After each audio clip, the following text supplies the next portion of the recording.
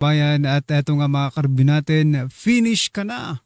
Lisa, nako, so na pinakabulok. Ayan mga karbi natin na matinding pasabog, maharlika nilantad ang sekreto ni Tamba at Lisa. Paldo ng 21 billion BBM isusuko. Nako, yan mga kaubayan, patungkol po riyan ang ating alamin at bibigyan ng reaksyon sa video ito. Pero bago po natin simulan yan, palike naman po ng video ito. Malaking tulong po yan. Maraming salamat po mga kaubayan. At eto na nga, simulan na po natin to. Pasok ka. Jim Tejano para sa 100% politika. Nako. Eto. Sila ginagawa.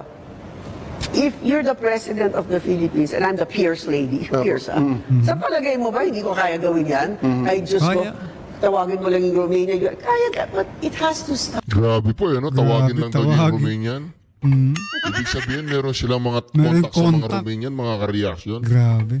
Duterte, sino po ang ihahabla natin dito? Wala. O lumipad na papuntang Romania. So ito ba mga kaubayan, maituturing ba din natin tong grave threat mga kaubayan? Diba? Kasi may kinukontak sila, pinangalanan pa, Romanian mga kaubayan. Diba? O maaari bang grave threat ito mga karibin natin? Kasi binibira nyo si BP Sara ng grave threat eh. Pero eto pala, meron din pala sila mga kaubayan. Nako. Diba? Sila ginagawa. If you're the president of the Philippines and I'm the Pierce lady, Pierce, sa palagay mo ba hindi ko kaya gawin yan? I just go, tawagin mo lang yung Romania. O tawagin lang daw yung Grabe, tawagin lang yung Romania, mga kaubayan, Romanian. Ha? Anong ibig sabihin niya na pagbabanta ba yan, mga kaubayan? Romanian. Ilan na kaya ang Romanian na tinawag nila para ipatumba yung mga kaaway nila sa Pilipinas? O yan, mga kaubayan, ilan na? O, diyan, nagkakabukingan na tayo dyan, mga kaubayan. Pero eto, pasadahan din po ito natin si Ma'am Maharlika. May matinding pasabog. Pasok. Tapos nagkaroon ng investment na 886 million initial na binili yung stocks na yon, 330 million shares na tumaas ng umabot sa 21 billion. Again, Ay, we're just grabe. talking one person here. And this is Tambaluslos. Tambaluslos. Pero ang question, bakit si Tambaluslos lang ang gustong tutukan ng ombudsman? Dahil kasabwat ni Lisa Tanas. Okay, so syempre, ang starring pa rin sa ating mga balita ay ang pamilyang Kawatan. Marcos Romualdez Araneta, ang pamilyang Kawatan. Although wala tayong tiwala sa ombudsman, dahil nga sabi natin, hindi lang sinabi pala natin, alam nyo lahat na magkakasabwat sila. Eto na, hinihimay-himay na ni Bonjing Remulla, etong mga nakaw na yaman, di umano ni Tambaluslos. Sabi ko nga kanina na nagpaalam tayo, ay nako, gawa-gawa na naman yan. I mean, wala naman patutunguhan yan. Hindi naman nadadali niyan sa Sandigan Bayan. Pero sabi ko nga, ano man title natin? Imagine nyo, 4 million ni Tamba, naging 21 billion pesos. Alamin natin ang balita, paano nangyari yun. Alright? Paldo. Alright. Actually, ito from 4 million pesos na paid up capital na ginamit ng kumpanya na according sa ombudsman, okay, na ito ay hindi may paliwanag or dummy or whatever, paano ba nila may papaliwanag to kahit elementary, mga kababayan, ay kitang-kita kung paano lumobo ang ganitong pera. Okay? So from 4 million pesos na start-up capital ng kumpanya, okay, bumili si Tambaluslos at ang mga kasabwat niya ayon sa ombudsman ng 886 million worth of shares. Shares. Nakalaunan, like 3 years, naging 21.6 billion. Okay? So ayon sa news na binabasa natin, okay, ito ay DigiPlus deal na di umano ay pinagkitaan ni Romualdez o ni Tambaloslos. Nakakabigla, I mean, hindi na to nakakabigla. Hindi na ito, mga kababayan, nakakagulat dahil ito talaga ang laro sa Bangag administration. Alright? Nakakagalit, nakakagigil dahil sa kabila ng mga pagnanakaw nila, mukhang wala talagang hustisya sa ating bayan. Alright? Paano naging 21 billion? Okay, ang 4 million na capital, and from 4 million paid up capital for that company, nag-invest ng 886 Grabe, million. Okay, bago mag 21 billion, nag-invest muna, okay, si Tambaloslos ng 886 million pesos from that company na Clear of Springs ba ang pangalan? Then, mga kababayan, hindi maipakita kung saan galing yung pera. Right? Sa maleta Sabi na sa yan. balita, eto. So, talaga ng nagkaso ng supplemental complaint ang ombudsman at ang naghain ay special panel of investigators ng Office of the Ombudsman Julol na si Remulla, na alam naman natin magkakasabot yung mga yan. Laban nga dito kay Tambaloslos at sa iba pang mga kasabwat daw ni Tambaloslos ang kanyang abogado. So yung complaint is ganito. Ito yung allegation, di ba? Plunder, graft, bribery at money laundering. At ngayon ay pinag-aaralan daw nila, preliminary investigation, chuchu. Sabi ko nga, later on, baka na mamaya wala na naman probable cause niyan at absuelto na naman si Tambaloslos kasi I believe hindi pa na-freeze yung kanyang account, right? Kasi dapat ma-freeze na yung kanyang account para mapigilan ang pag-transmit ng mga pera sa offshore accounts kung meron man. So sabi ng ombudsman, okay, ang isang kumpanya na tinatawag na hindi pala Clear Offspring, Clear Spring Holdings, okay? Offspring kasi, no?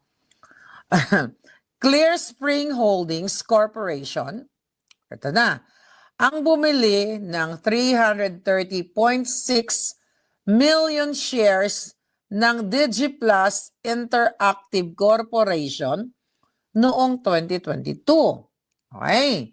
Tandaan ninyo, ang paid up capital ng kumpanyang ito is only 4 million pesos. Then based dito sa binabasa nating artikulo 4.4, hindi, walang 4. 330.6 million shares, right, ang binili noong 2022 na nagkakahalaga ng shares to 886 million pesos. Kababayan, ang malaking katanungan dito, sino ba talaga yung may-ari nitong Clear Spring na ito? Alright? Sino nga kaya? Dahil ayon kay Bonjing Remulla, itong kanyang supplemental complaint, hindi daw independent company ang Clear Spring. At sa halip, inaangkin ng reklamo na isa lamang itong nominee vehicle na ginagamit umano upang magmay-ari at magtago ng mga assets na sinasabing beneficially owned ni dating House Speaker Martin Tambaloslos Romualdez. Nako, front lang pala ito. So yun ang aligasyon ni Bonjing na utos ni Satanas. We don't know kung talaga ba nag-aaway sila. Baka ano lang to. We don't know Drama kung lang. talagang ito ay isasama lang talaga. Well, we all know na isasama ito sa SONA, pero ang question natin, pananagutin ba? Right? Thank you sa Jewel. So yan mga kaubayan, pananagutin ba talaga si Tamba? Or ito ay isang drama lamang mga kaubayan? drama-drama lang para mayroon silang pag-usapan or maipakita dito po sa SONA, mga kababayan, na sinasabi nating itong SONA na pinakabulok, mga karibin natin, no? Ito po yung SONA ng pinakabulok. Teka lang Teka lang, ayusin natin to, mga kababayan. Pinakabulok ang SONA ito eh. Si Pangulong Rodrigo. Kaya inihilot-hilot ng Amerika ngayon.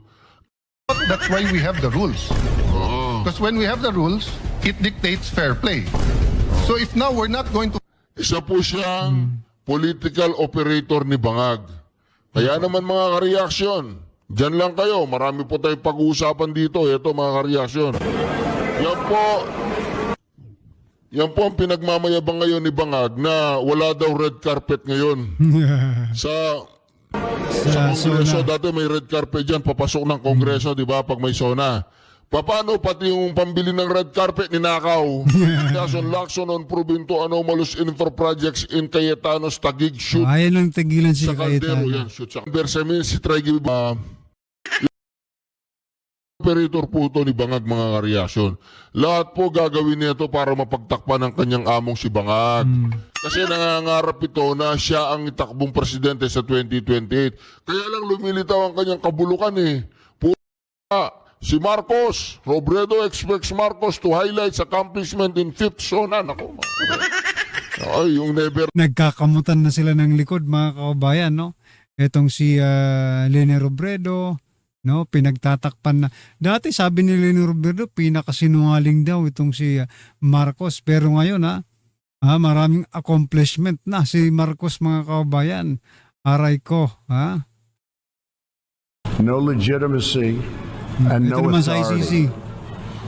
The ICC claims near universal jurisdiction over the citizens of every country, violating all principles of justice, fairness, and due process. We will never surrender America's sovereignty to an unelected, unaccountable global bureaucracy. America is governed by Americans. We reject the ideology of globalism, and we embrace the doctrine of patriotism. Around the world, responsible nations must defend against threats to sovereignty. Nako, malaking sampal yan kay Marcos, mga kababayan, no? All nations, no? Threat to sovereignty ang ICC, mga kababayan, pero nung ginawa ni Marcos, mga kababayan, pinayagan po na balahurain ng ating soberanya sa kidnap kay former President Duterte patungong dahig, mga kababayan, no? Not just from global governments, but also from other new forms of coercion and domination.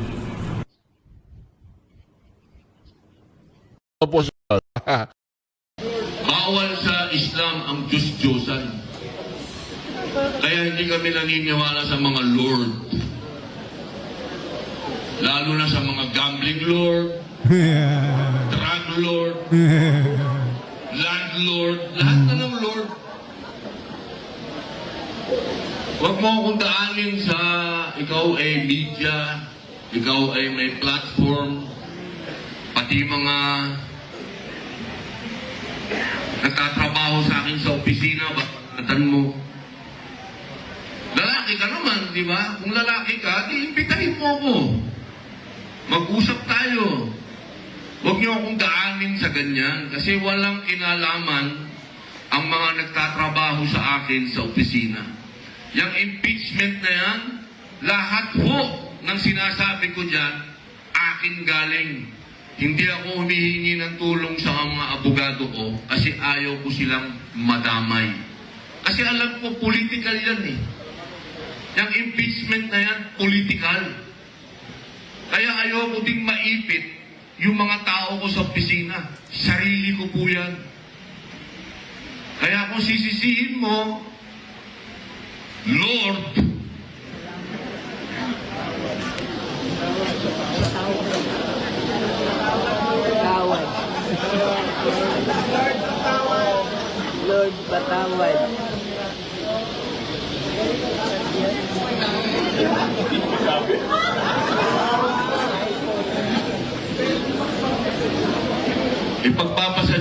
kita. Allahu Akbar.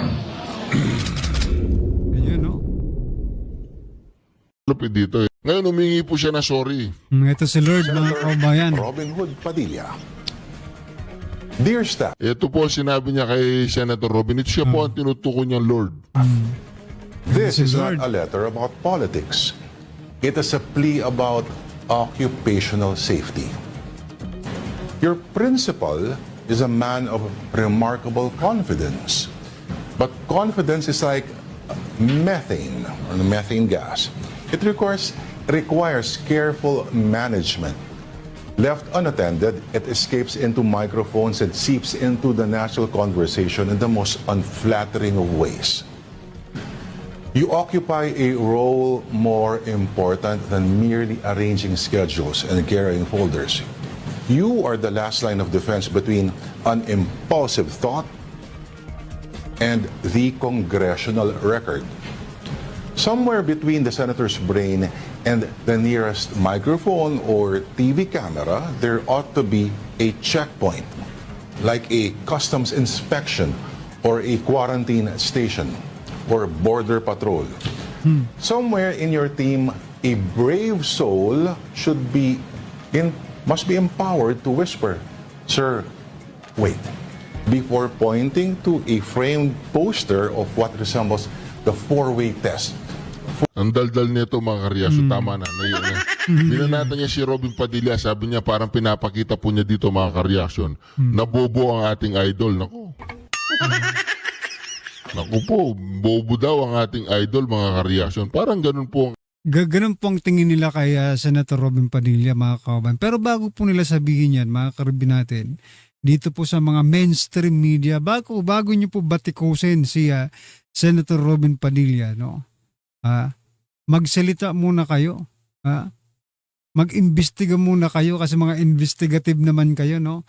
Investigative journalism. Mag-imbestiga kayo sa totoong nangyayari sa ating bansa. Huwag kayong mag-focus sa mga personal. Huwag kayong mag-focus sa mga figures ng ating bansa, di ba? Mag-focus kayo doon po sa mga gumagawa ng kalokohan. Bakit gumawa ba ng kalokohan si Senator Robin Padilla? Diyan sa ano na yan? I mean, nagnakaw ba si Senator Robin Padilla habang siya ay senador? Doon sa mga magnanakaw, tahimik pa kayo sa ano, di ba? Basagin nyo na ang katahimikan ninyo. Oo. Kung nabusalan kayo, wala, mga bayaran kayo kung nabusalan kayo, di ba? Magsalita kayo patungkol din sa flood control, sa mga dapat mag-imbestiga kayo kung meron ba talagang project ang ating Pangulo. May mga natapos na bang proyekto ang ating Pangulo. Hindi yung panay lang kayo, yes sir, yes sir. Diba? Pag nagpe-press briefing kayo, yes sir lang kayo ng yes sir siguro eh. Diba? As long as may envelopmental media, mga kaubayan, walang patutunguhan ng ating bansa. Buti na lang at meron tayong tinatawag na social media. Ito po talaga yung totoong mass media, mga kaubayan. Kasi masa po ang gumagamit nito. Yung gumagamit po sa mga mainstream media, mga oligarch po yan eh, mga kababayan eh, no? Mga oligarch po ang gumagamit ng mainstream media. Kaya pilit po nilang pagtatakpan yung mga kalukuhan ng kanilang mga kasabwat, diba? Mga kasapakat, mga kababayan. idol mga karyasyon. Parang ganun po ang kanyang sinasabi mga karyasyon. Kaya ngayon, ay naman ng mga taga Malacanang yung sa United Kingdom ni Vice President. At saka yung mga kalaban niya, lalong-lalo na ito si Ridon. Kaigit na. Grabe, no? We love you, Vice President Sara! Inday Sara!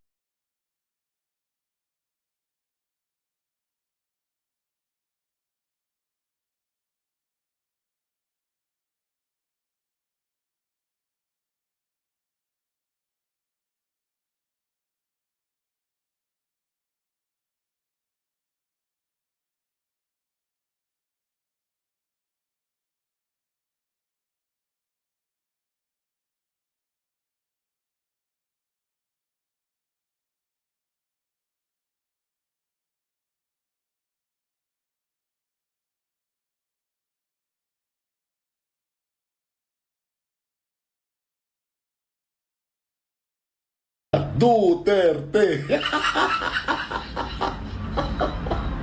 Sa Great Britain yan, ha? Mga butante yun, ha? Kahigit na. Oh. Alam mo, Mr. President, ha? Kahit na anong paninira ang gawin ninyo, hindi uubra dahil yung kredibilidad ninyo at integridad ninyo, yun ang questionable. Walang sound kanina. Hindi maniniwala ang tao dahil between the two of you, layo. Yan nga mga kabayan, no? So, grabe po. Nawalan tayo ng sound kanina, pero eto. Yung sinabi ko po kanina mga kabayan, tama po yung sinasabi kanina ni Sir na grabe yung pag-accept, no? Mainit na pagtanggap kay BP Sara, samantalang ito pong sila Claire Castro at si BBM, no, mga kabayan, nang pumunta po sila ng Canada, ay sinigawan pa silang magnanakaw, samantalang ito si BP Sara, sinisigaw pa ang pangalan.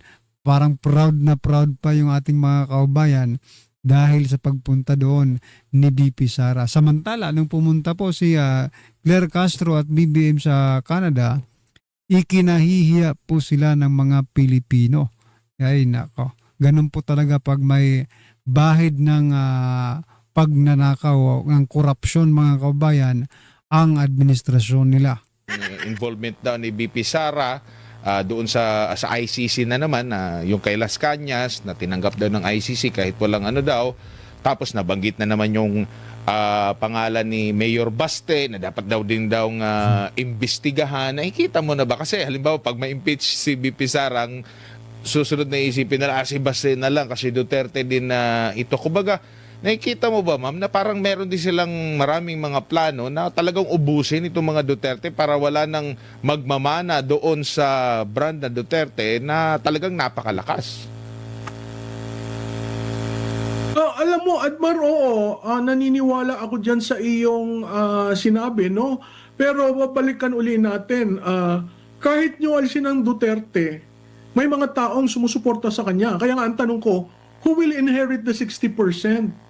Who will BP Inday Sara endorse with that 60%? 57%. I'm just rounding it off to 60. Who will she endorse? Si Baste ba?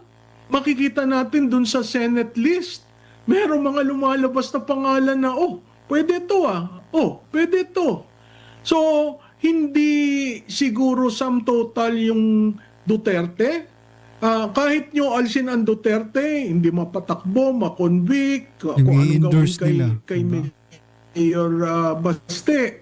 Still, ang taong bayan ang nagsasabi gusto namin ang Duterte. So kung nag-endorse si VP Sara, kay Admar ko ibibigay. Hindi ba si Admar automatically?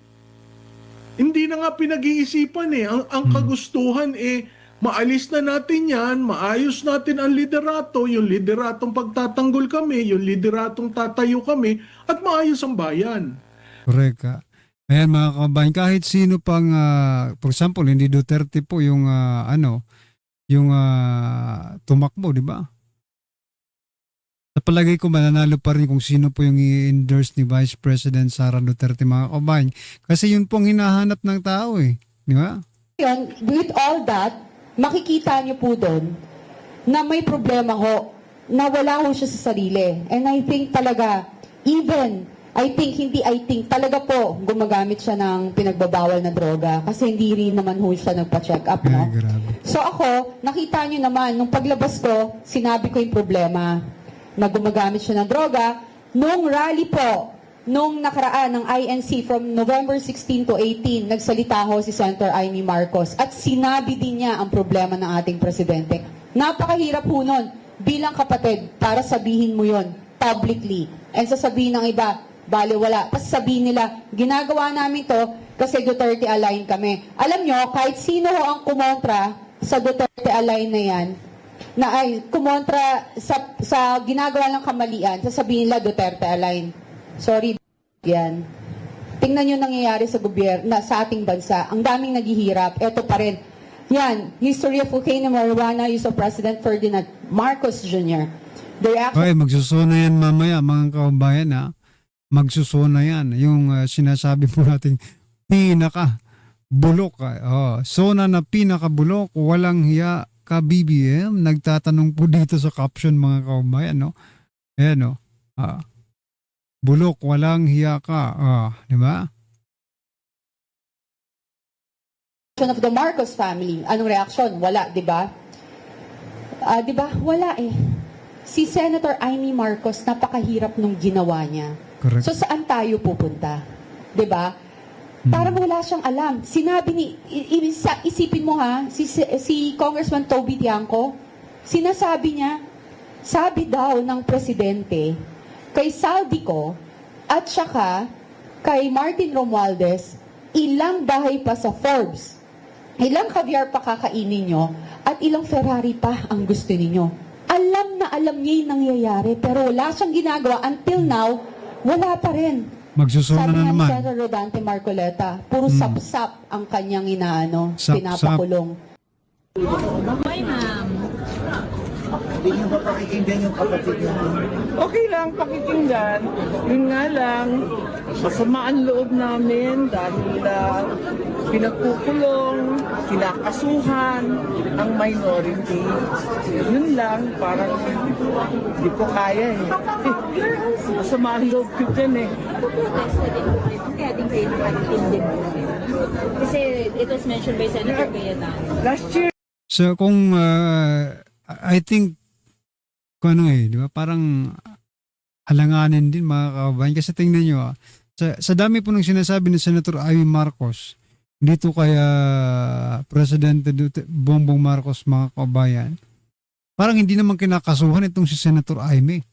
Di ba? Kaya masasabi talaga nating selective ang justice dito mga kababayan. No? Parang mayroon pa rin nananalaytay na dugo ng magkapatid sa kanilang dalawa. Eh, magkapatid nga eh. I mean, parang, di ba, nag-aalangan pa si Marcos Jr. na birahin talaga yung ate niya. Parang mahal pa rin niya yung ate niya dito. itim din ako eh. Diba? Itim. Yun ang aking tinakbo noong 2025 bilang senador. Yung election campaign ko, itim. Ayun. But by not attending this year's SONA, is that a form of protest? Well, I think marami sa amin di pupunta. Pero last year di na rin ako pumunta talaga. Sino pa hindi pupunta? Sorry? Sino pa hindi pupunta? Palagay ko, sina Sen. Loren, Senator Cayetano, Sen. Robin yata. Di ko alam kung sino pa yun. Was that a consensus to the minority? Hindi. Nagtanungan nga lang kami ngayon eh. Wala namang usapan na mag-itim, wala namang usapan na hindi sisiko. Naglulok sa akin para sa Ako nakaitim ako. Alam naman yung itim na aking... Nagluluksa ako sa zona ni BBM. At itutuloy ko lang.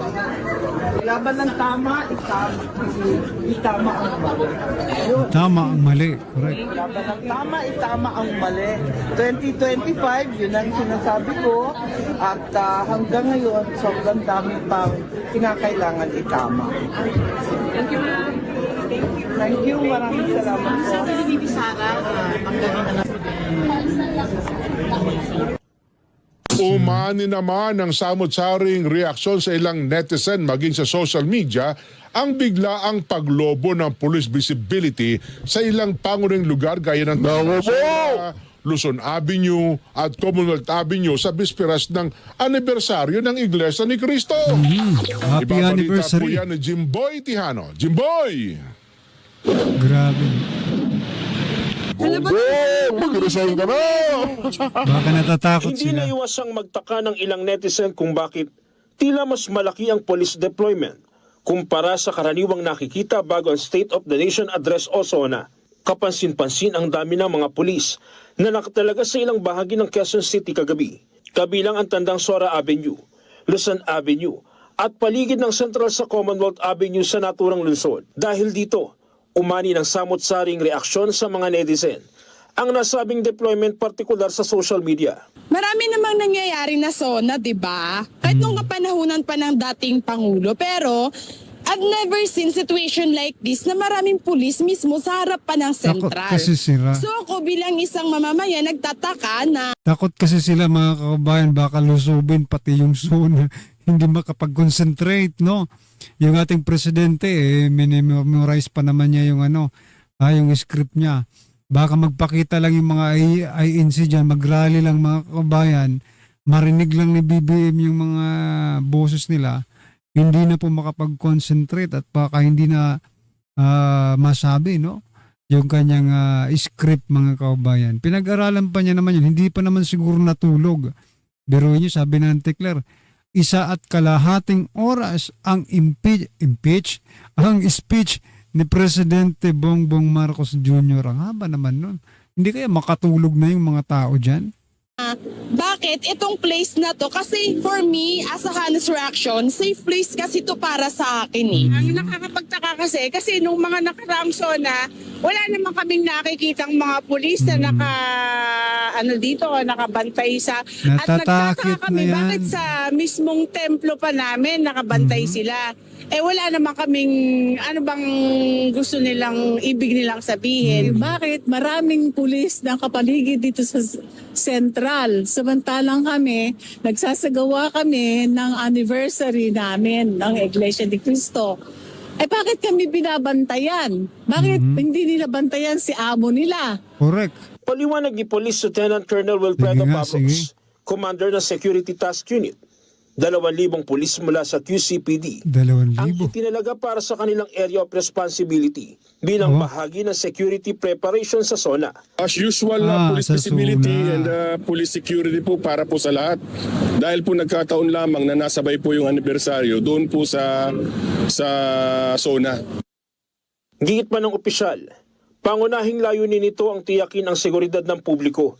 Gayun din ang maayos sa daloy ng trapiko lalo na sa inaasahang pagdagsa ng mga rallyista sa paligid ng Commonwealth Avenue at Batasan Complex. Unang-una, maayos po natin yung seguridad. Pangalawa po yung flow of traffic natin. Kasi usually pag may mga gatherings, sumisikip po yung daan. So doon po papasok yung police para po tumulong sa pagpapaluwag ng kalye. And then at the same time para po sa seguridad ng mga traffic traveler po at saka yung mismo mga tao po. Alam mo mga kabayan, talagang natatakot sila, no? At saka halatang halata na talagang walang laman yung zona ng Pangulo. Kasi parang expected na nila na magagalit yung taong bayan, no? Kaya nga naglagay sila ng maraming pulis eh. Diba? Parang expected na nila na magagalit ang taong bayan nito. Walang magandang sasabihin nito sa zona. Kasi kung maganda po ang sasabihin mo, baka sabihin mo pa, oh sige kayong lahat na Pilipino, pumasok kayo dito at makinig sa sasabihin ko.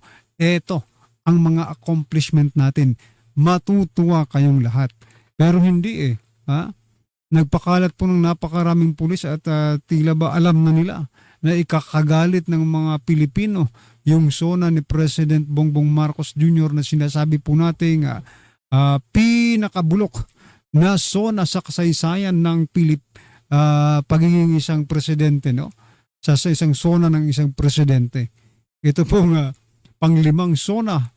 Wala pa man pero sinasabi na po ng ating mga kababayan na ito na ang pinakabulok na zona sa kasaysayan ng mga zona mga kababayan. Anyway, ano po ang masasabi nyo dyan? Just comment down below mga karabin natin at huwag mong kalimutang i-like ang video ito. Malaking tulong po yan. Maraming magandang araw po sa inyong lahat mga kababayan.